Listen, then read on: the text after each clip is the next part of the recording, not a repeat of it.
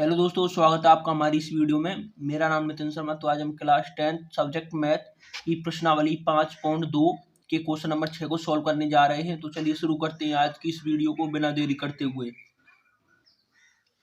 तो प्रश्नावली 5.2 question number 6 बोल रहा है, क्या AP 11,8,5,2, डॉट डॉट डॉट का एक पद माइनस की 150 है।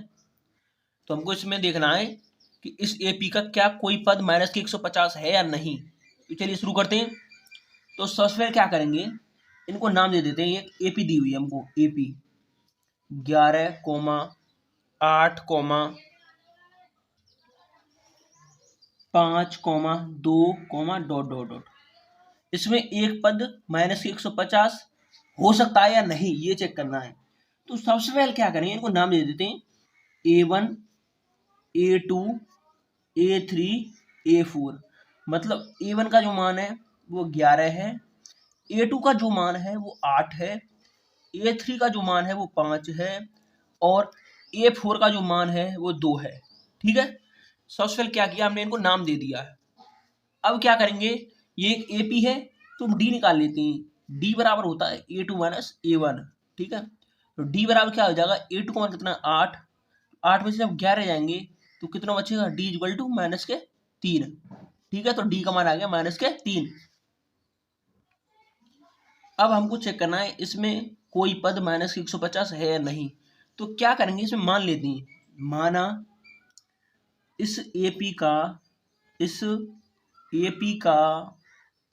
nवा पद माइनस की 150 है। ठीक है, अब हम जानते हैं AN इक्वल टू क्या होता है, A1 प्लस के N माइनस 1 इंटू डी। एनवा पद क्या होता है, AN का जो मान है माइनस की 150 हो गया, यहाँ पे रख देंगे माइनस की 150।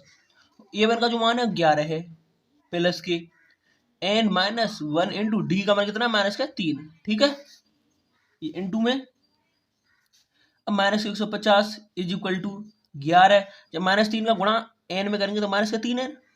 जब माइनस के 3 का मल्टीप्लाई माइनस 1 में करेंगे तो प्लस के 3 हो जाता है, माइनस माइनस प्लस। ठीक है, जैसे माइनस 3 गुणा माइनस 1 है तो ये प्लस के 3 हो जाएगा। ठीक है, अब माइनस 150 बराबर 11 और 3 कितने होते हैं, 14। ये हो जाएगा 14 माइनस का 3n। ठीक है, अब 14 को इधर ले जाएंगे तो ये हो जाएगा माइनस की 150 माइनस के 14 इज इक्वल टू माइनस के 3n। ठीक है, अब माइनस का 3n बराबर हो जाएगा माइनस की 164। अब माइनस से माइनस कट जाएगा। ठीक है, तो n बराबर जो आया है 164/3। जब n का भाग 164, जो 3 का भाग 164 में देंगे तो ये आ जाएगा 54.6। ठीक है, तो यहाँ पे देख रहे हैं n का जो मान आया है वो 54.6 है। तो इसमें पूछा गया था क्या एक पद माइनस 150 है। यदि n का मान पूर्णांक होता, यदि n एक पूर्णांक होता तो हम बोल सकते थे कि हाँ इसका एक पद माइनस की 150 है। यहाँ पे एक पूर्णांक नहीं है, n जो है वो पूर्णांक नहीं है, पूर्णांक नहीं है, इसीलिए हम बोलेंगे कि इस AP का कोई सा भी पद माइनस की 150 नहीं है। ठीक है, तो इस प्रकार क्वेश्चन नंबर 6 समाप्त होता है। तो आशा करता हूँ ये क्वेश्चन आपकी समझ में आ गया होगा। अब बढ़ते हैं नेक्स्ट क्वेश्चन की तरफ। क्वेश्चन नंबर 7 है, उस AP का 31वां पद ज्ञात कीजिए जिसका 11वां पद 38 है और 16वां पद 73 है। ठीक है, माना एक AP दी हुई है A1, A2, A3 dot dot dot, एक AP दी हुई है माना है। अब इसमें बोला गया है इस AP का जो 31वां पद है, मतलब A31 का जो मान है वो हमको निकालना है और इसमें दिया गया है 11वां पद। तो A11 बराबर दिया हुआ है 38। ठीक है, तो यहाँ पे 11वां पद हमको 38 दिया हुआ है और 16वां पद 73 है। तो A16 का जो मान है वो 73 है। ठीक है, हम जानते हैं AN is equal to A1 plus के N माइनस 1 इंटू डी। अब इसमें n की जगह 11 रखेंगे, यहाँ से हमको A11 मिल जाएगा तो वो हो जाएगा A1 प्लस के 10D। 11 में से जाएगा तो 10D। तो A11 का मान कितना है, 38। तो 38 बराबर के A1 प्लस के 10D। एक समीकरण ये मिल गया। ठीक है, अब यहाँ पे ए 16 का मान है 73। अब इस फॉर्मूले में एन की जगह 16 रखेंगे तो हमको ए 16 बराबर मिलेगा A1 प्लस के 15D। ए 16 का मान है 73, 73 बराबर A1 प्लस के 15D। एक समीकरण ये हो गया, तो समीकरण इसको नाम दे दो 2। ठीक है, अब यहाँ पर हम देख रहे हैं A1 और A1 एंड D ये अज्ञात है। ठीक है ना, A1 और D अज्ञात है, मतलब ज्ञात नहीं है, इनका मान निकालना है। और हम यहाँ पर देख रहे हैं हमारे पास दो चर अज्ञात हैं और दो ही इक्वेशन है, इसलिए हम दोनों चरों का मान आसानी से निकाल सकते हैं। अब यहाँ पे दो इक्वेशन है, A1 प्लस 10D बराबर 38 और A1 प्लस 15D बराबर 73।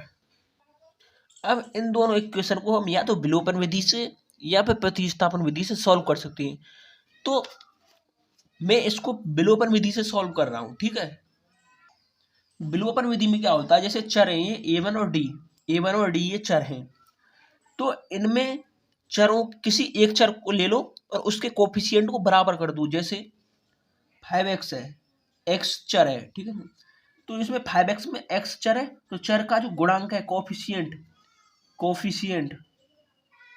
गुणांक जो है वो 5 है। ठीक है, गुणांक है ये 5x, जैसे ये 5x है तो x का जो चर का जो इसमें गुणांक है वो 5 है। इसी प्रकार इसमें चर A1 और D है, तो A1 का गुणांक है 1। ठीक है ना, क्योंकि 1 का मल्टीप्लाई हो रहा है।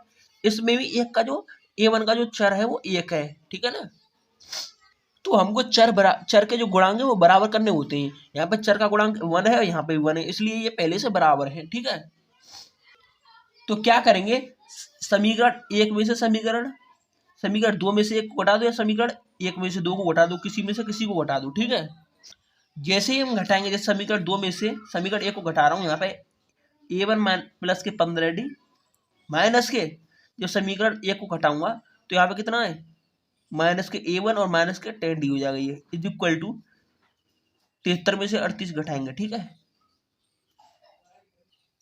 यहाँ से A1 से तो A1 कट जाएगा। ठीक है, तो यहाँ पे 15D से 10D जाएगा तो 5D बचेगा। 5D बराबर 73 में से 38 जाएंगे, कितने बचेंगे 35। तो यहाँ पे D का जो मान आया वो 7 आया। ठीक है, D का मान आया 7। ठीक है, तो यहाँ पे आया D बराबर 7। अब हमको पूछा क्या गया है, D का मान आ गया 7। ठीक है, अब हमको निकालना क्या है, 31। ठीक है, अब इस फॉर्मूले में n की जगह 31 रखेंगे तो 31 बराबर आ जाएगा A1 प्लस के 30D। ठीक है, अब A1 का मान निकालना है हमको, क्योंकि D का मान तो हमारे पास आ गया 7, A1 का मान निकालना है जिससे 31 मिल जाएगा। तो क्या करते हैं, D के मान को या तो समीकरण 1 में रख देते हैं या समीकरण नंबर 2 में रख देते हैं, वहां से हमको A1 मिल जाएगा। जैसे ही मैं रखता हूं, जैसे ही मैं D का मान 7 समीकरण 1 में रखा, समीकरण नंबर 1 ये रहा 38 बराबर A1 प्लस के 10D, तो यहाँ से A1 का जो मान आया वो माइनस के 32 आ जाएगा। ठीक है, क्योंकि 38 बराबर A1 प्लस के 10 इंटू D का मान है 7। ठीक है, तो A1 का मान आ जाएगा यहाँ से माइनस के 32। अब इस A1 को हमने इसमें रख दिया, A1 का मान आया माइनस के 32। अब A31 निकालना है तो A1 की जगह माइनस के 32 रख देंगे और D की जगह 7 रख देंगे, और जैसे ही इसको सॉल्व करेंगे तो यहाँ से आ जाएगा 31 बराबर A1 प्लस के 30 इंटू 7, 31 बराबर माइनस के 22 प्लस के 210, और 31 का जो मान आ जाएगा यहाँ से माइनस के 178 आ जाएगा। ठीक, 178 आ जाएगा प्लस के, सॉरी। तो इस प्रकार क्वेश्चन नंबर 7 भी समाप्त होता है। तो आशा करता हूँ ये क्वेश्चन भी आपकी समझ में आ गया होगा। धन्यवाद।